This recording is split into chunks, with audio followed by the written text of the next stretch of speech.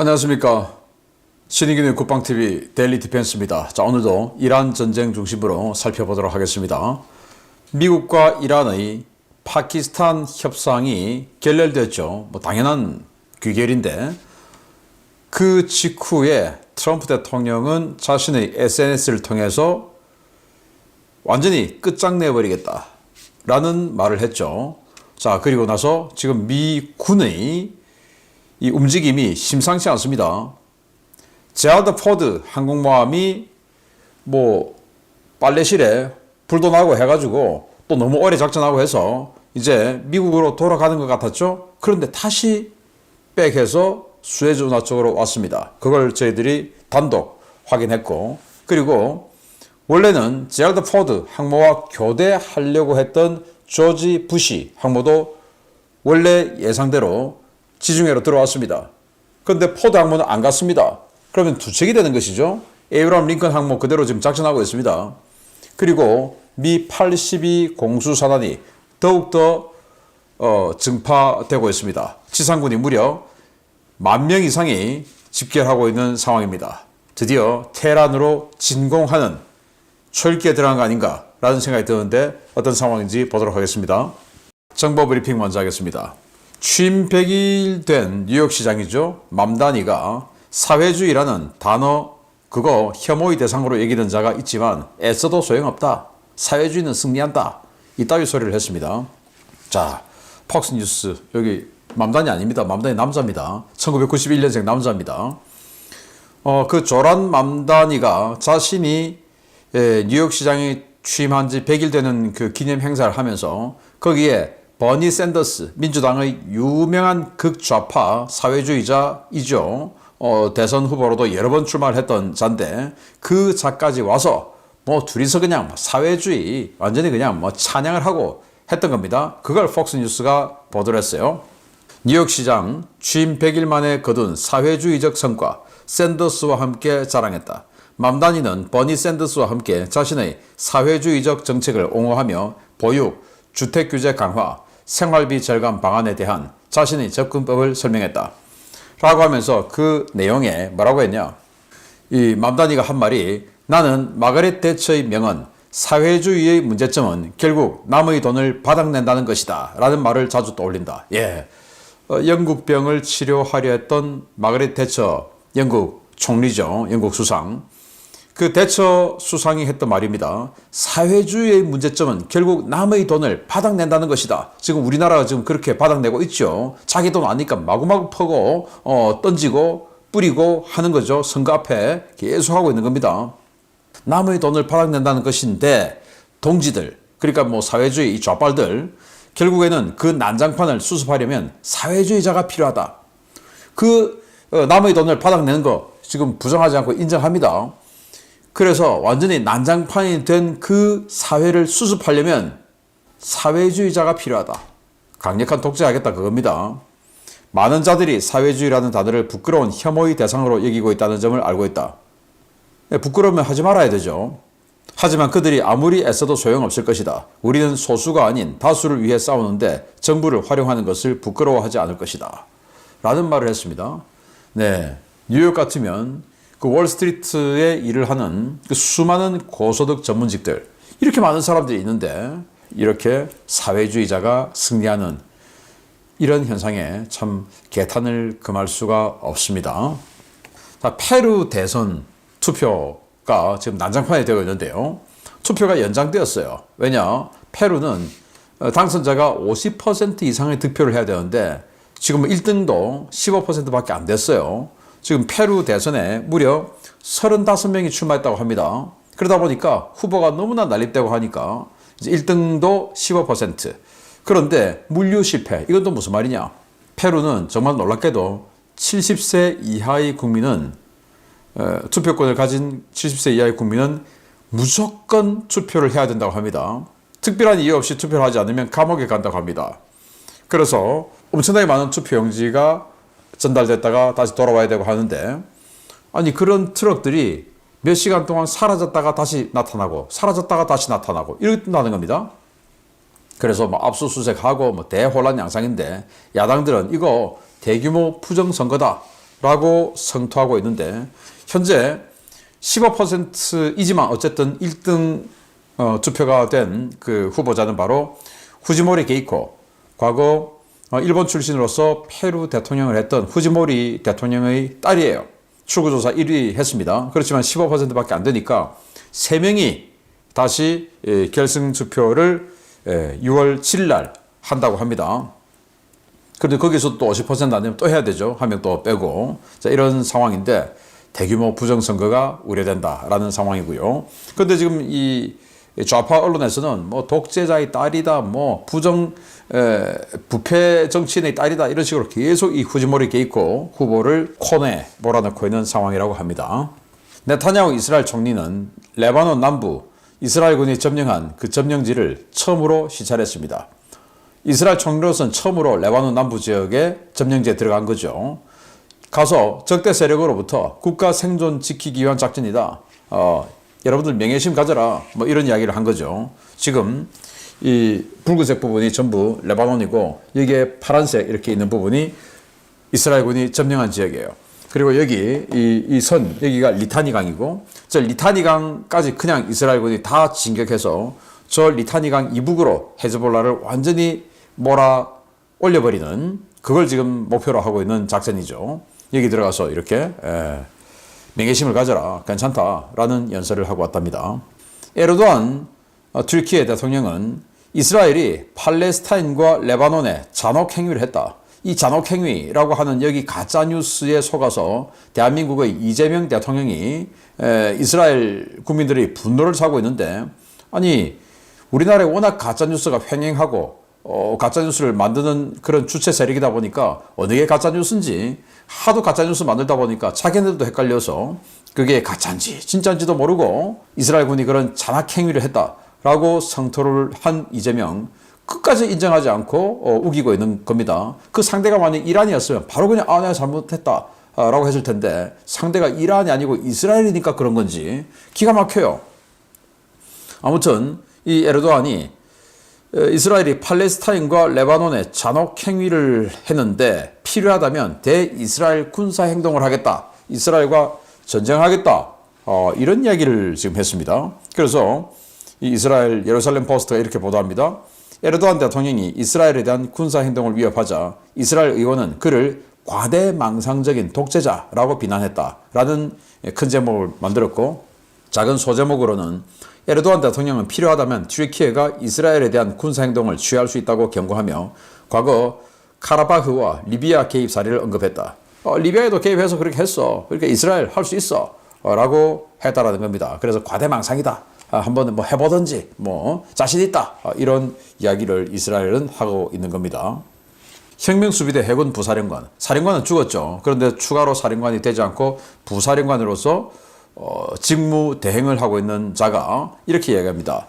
이란의 함대가 호르무즈 전역을 통제하고 있다. 트럼프의 위협은 웃음거리에 불과하다. 라고 했는데 며칠 후에 아마 폭격 맞아 죽을 것 같습니다. 이란 국영 프레스TV가 보도했습니다. 전국적으로 대규모 석유 인프라 재건 공사를 시작했다. 2년 내에 80% 수준으로 회복한다. 라고 또 블러핑을 한 것 같은데 지금 이 상황에 무슨 재건 공사를 하겠습니까? 텔레그램. 러시아가 텔레그램을 차단했었죠. 근데 부분 차단했다가 최근에 완전 차단을 했어요. 그래서 텔레그램이 그 텔레그램의 시스템을 업데이트 했습니다. 그러면서 러시아가 검열해서 텔레그램 완전히 러시아에서는 사용할 수 없으니까 그냥 러시아인들은 텔레그램 러시아에서 얼마든지 접속할 수 있게끔 VPN, 그러니까 우회 접속할 수 있는 거죠. 그 신규 버전을 업데이트해서 러시아 국민들도 비록 정부에서는 차단했지만 얼마든지 접속할 수 있도록 그렇게 만들었다. 그래서 업데이트만 하면 러시아 국내 사용이 가능하다. 그러면서 텔레그램 당국은 러시아 정부 니들이 아무리 그래봐야 러시아 국민들은 텔레그램 쓴다. 어제만 해도 6,500만 명이 사용했다라는 이야기를 했습니다. 우회 접속할 수 있는, 자동 우회 접속할 수 있는 이런 업데이트를 해줬다 이겁니다. 정말 대단하네요. 자, EU에 있는 국가들 중에서 친러 국가가 두 나라가 있죠. 바로 헝가리 그리고 슬로바키아 두 나라인데 그 중에서 가장 극렬하게 친러 행보를 보이는 나라가 헝가리였어요. 오르반 총리 이름 들어봤죠. 16년 동안 독재했고 그리고 그 16년 동안 독재하는 상당 기간 동안 독일의 앙겔라 메르켈 친러 반미죠. 거기에 보조 맞춰서 잘 해먹고 왔다가 이제 드디어 유럽 전역이 우익 세력들이 유럽 전역을 석권하는 그 바람에 확 이번에 날아갔습니다. 헝가리 총선에서 야당이 압승했습니다. 199석 중에 138석을 야당이 즉 우파 정당이 차지했습니다. 54석에 그친 여당을 누르고 오르반 16년 독재를 종식했다라는 건데 네, 대단합니다. 야당이 이렇게 69.35% 득표해서 138석 확보를 해서 완전히 그냥 압승을 했다. 야, 그런데 여기는 이렇게 빼앗긴들의 봄이 왔는데 우리 대한민국은 이제 빼앗기고 있으니 도대체 봄은 언제 올 것인가? 여기처럼 16년 허덕여야 될 것인가? 라는 암담한 생각이 듭니다. 러시아의 장거리 자폭 드론 공격이 감소했어요. 수량이 98대로 감소했는데 이 정도 되면 우크라이나가 다 막았어야 되는데 지금 이 우크라이나의 요격 드론 운용병들이 상당수가 아랍으로 갔죠. 그러다 보니까 불과 98대가 날아왔는데 그걸 다 요격 못해서 87대 격추해서 88%의 요격률을 보이는데 그쳤다라는 거고요. 우크라이나는 24시간 동안 107번의 교전을 했고 러시아군 사상자는 960명, 러시아포 43문 격파, 러시아 차량 185대 파괴했다라는 전과 발표를 했습니다. 주요 소식 보겠습니다. 뒤로는 핵무기와 미사일을 개발하며 칼을 갈면서 앞에서는 외교를 통한 평화적 해결을 주장해온 이란이 지난 주말 협상 결렬 이후 또 대화 이야기를 꺼내들었습니다. 미국의 협상을 요구하면서 또 시간을 벌려는 수작인데 이란의 이러한 행보와 관계없이 미국은 지상전을 중심으로 한 대규모 이란 침공 작전을 착착 준비하고 있습니다. 지난 주말 파키스탄 이슬라마바드에서 있었던 종전협상은 25시간에 달하는 긴 협상이었으며 단 한 차례 회의로 합의에 도달할 것이라고 기대하지 않는 것이 자연스러웠고 이란의 그 누구도 그런 기대를 하지 않았었다고 이스마일 바게리 이란 외무부 대변인이 현지 시각 4월 12일 주장했습니다. 그는 일부 사안에서는 이해에 도달했지만 두세 개 핵심 쟁점에서 이견이 있었다라며 미국 측의 과도한 요구로 인해 합의에 이르지 못했지만 외교는 결코 끝나지 않을 것이며 우리는 파키스탄 등 지역 내 우방국들과 접촉해 외교적 해결 노력을 지속하겠다라고 밝혔습니다. 이란 측의 이러한 입장은 이란이 최근 중국과의 물밑 접촉을 통해 방공장비 등 무기를 조달하여 한다는 보도 속에서 나온 것인데요. 이는 앞에서는 평화적인 외교를 통한 상황 해결을 말하면서 뒤에서는 군비를 증강하고 위협을 높여온 이란의 그간 행태와 다를 바 없는 기만 술책이라는 지적이 나오고 있습니다. 이를 잘 알고 있는 도널드 트럼프 미국 대통령은 이런 이란과 협상할 생각이 없음을 분명히 했습니다. 그는 현지 시각 4월 12일 밤 마라라고에서 백악관으로 돌아오는 길에 기자들과 만나 그들이 돌아오든 말든 상관없다. 돌아오지 않아도 괜찮다라며 이란과 추가 협상은 의미 없다는 점을 밝혔습니다. 이에 앞서 트럼프 대통령은 트루스 소셜 게시물에서 이란이 핵무기를 포기할 생각이 전혀 없다며 미군이 이란에 남은 잔당을 완전히 소탕할 것이라고 밝히며 이란의 정권 교체를 예고했는데요. 그의 말처럼 미국은 착실하게 대규모 지상전 준비를 진행 중입니다. 우선 항모 전단이 증강되고 있습니다.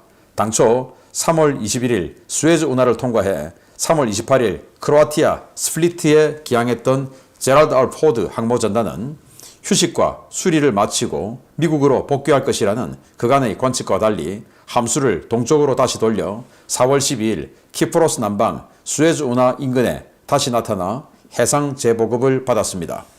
지난 3월 31일에 버지니아주 노폭 해공기지를 출항한 조지 H.W. 부시 항모전단은 4월 12일 지브랄터 해협을 통과해 지중해에 진입했는데요. 포드 전단이 부시 전단과 완전히 교대할지 아니면 두 전단 모두 이란에 대한 군사작전에 투입될지는 아직 결정되지 않은 것으로 알려졌습니다. 이와 별도로 미국은 지난 3월 중순부터 중동 지역에 배치한 제82 공수사단 병력 3천여 명에 더해 같은 사단 소속 병력 2천여 명을 며칠 내로 중동에 추가 배치할 예정인데요. 이렇게 되면 미국이 중동에 투입한 지상군 병력은 1만여 명을 훌쩍 넘어서게 됩니다. 미국의 지상전 개시 D-Day는 4월 하순에서 5월 상순이 가장 유력한데요. 이런 분위기에서도 상황 파악을 못하고 있는 이란, 도대체 뭘 믿고 저러는 것인지 모르겠습니다. 네, 이란을 때리기 위해서 지상군이 대폭 증강되고 있다라는 것과 정말로 놀랍게도 포드 항모가 다시 돌아오고 있다라는 거예요. 포드 항모는 제가 여러 번 말씀드렸지만 너무 오랫동안 작전했어요. 베네수엘라 공격 작전 했었죠.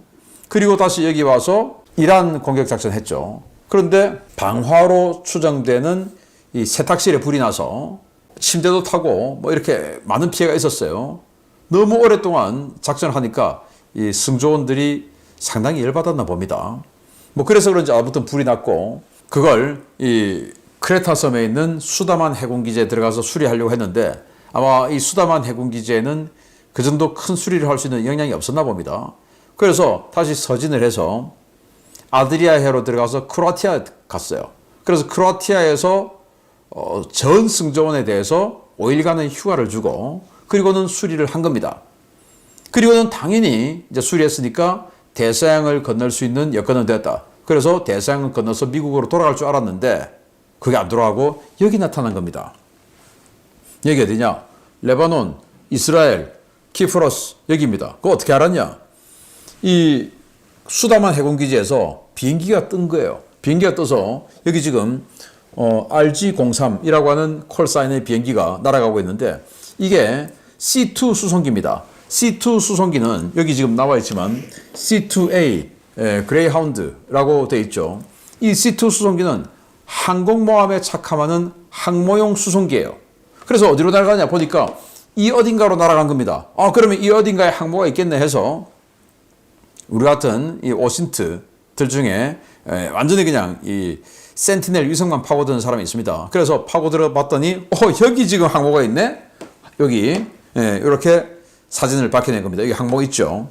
그리고 호위 함정들이 있고 이렇게 보니까 야 저쪽 이탈리아 쪽으로 쑥 올라가서 크로아티아에 있던 이 포드 항모가 미국으로 가지 않고 반대로 지금 온 거예요. 다시 여기가 전선 아니겠습니까? 여기서 바로 이제 이란 때릴 수 있죠.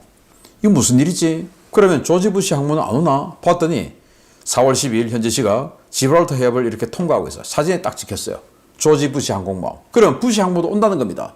부시 항모가 와서 교대를 할지 아니면 둘 다 같이 작전을 할지는 알 수 없으나 어쨌든 포드 항모가 가지 않았다. 누구나 포드 항모는 간다고 생각했는데 안 가고 다시 돌아왔다. 만약에 그렇게 되면 에이브라함 링컨 항모와 함께 세 척의 항모 그리고 지금 두 척의 강습 상륙 전단이 있죠. 그러면 5척의 항모가 작전을 하는 겁니다. 그래서 트럼프 대통령은 말을 하고 리조트에서 주말을 보내고 워싱턴 DC로 돌아오는 그 공항에서 이렇게 얘기합니다. 그들이 돌아오든 말든 상관없다. 돌아오지 않아도 괜찮다. 협상 의미 없다. 이런 이야기 하는 겁니다. 이런 와중에 트럼프 대통령이 그 협상하는 중에 이런 이야기 했죠. 이란에 무기를 공급하는 나라에는 추가 관세 50%를 때리겠다 했는데 그때 이 타겟이 중국 아니겠냐라는 해설을 제가 해드렸던 적이 있는데 아니야 다를까 CNN에서 이런 기사가 나왔습니다. 단독 미 정보 당국은 중국이 불안정한 휴전 상황에서 이란에 무기를 선적할 준비를 하고 있다고 전했다. 이란에 무기 갖다 준다 이거예요. 방공무기. 그래서 아마도 미국이 이란을 치러 제가 아까 4월 말 5월 초 이렇게 얘기했죠. 그때쯤에 미군 전투기를 요격할 수 있도록 이 지대공 미사일 시스템 이런 거 좀 갖다 준다. 요거 이제 딱 걸어서 50% 관세 정말로 때려버리기를 기대해 보겠는데요. 이제 이런 상황이다. 불량 국가들끼리 서로 지금 도와주고 밀어주고 하고 있죠. 순망치 아니다라고 생각하는 겁니다. 이런 가운데 월스트리트저널에서 82 공수사단이 추가 투입된다. 지금 한 3,000명 갔는데 2,000명 더 간다. 라는 보도가 지금 나왔어요. 그러면 거의 사단 전투병력의 한 절반 정도가 지금 가는 거죠. 사단의 행정병력 어마어마하게 많은데 그 중에 전투병력의 절반 정도가 지금 가는 겁니다. 엄청난 거예요. 그래서 지금 도대체 얼마나 많은 전력이 투사되어 있냐라고 보니까 영국의 B1B, B-52H 폭격기 해서 폭격기 23대가 있죠. 그리고 부시 항모전단 지중해 들어왔죠. 포드 항모전단 안 가고 다시 빽했죠. 그리고 요르단에 82 공수사단 3,000명, 75 레인저 연대, 그린베레, 그리고 아칸소 주방위군 출신의 제142 야전 포병여단, 그리고 리퍼 태스크포스. 리퍼 태스크포스는 중동 지역의 지상군 부대죠. 278 기갑 기병연대, 그리고 링컨 항모전단 여기 지금 작전하고 있고, 트리폴리 강습 상륙전단 작전하고 있죠. 그리고 복서 강습 상륙전단 지금 가고 있는 중입니다. 엄청난 전력. 그러면 이 지상군 부대만 해도 82 공수사단 한 5,000명에 해서 한 10,000명 정도 되는데, 여기 트리폴리 그리고 복서 여기 해병대원들이 한 4,500명 되죠. 그러니까 한 15,000명 정도의 지상군 부대가 지금 집결하고 있고, 또 항모가 한 척 갔다가 다시 돌아오니까 이 어마어마한 항공 전력이 집결하고 있다. 뭐하러? 네, 레짐 체인지하러 오는 것이죠. 그래서 이란은 왜 아직도 정신을 차리지 못할 것이냐? 왜 정신을 차리지 못할 것이냐? 네, 정신 차리는 순간 자기네들은 권력을 내려놔야 되니까 그 권력을 국민들은 죽든지 살든지 나는 권력을 반드시 끝까지 쥐고 있어 봐야 되겠다. 그래서 주변국들 괴롭히고 석유 기름값 오르고 하면 전 세계가 트럼프의 등을 돌리겠지. 어쨌든 한번 버텨보자. 이런 것 같은데 누가 더 빨리 케어가 될지, 어느 진영의 맷집이 더 강한지 지켜보도록 하겠습니다. 근데 제가 봤을 때 트럼프 대통령 맷집이 대단해요. 한번 지켜보도록 하겠습니다. 계속 알려드리겠습니다. 마치겠습니다. 감사합니다.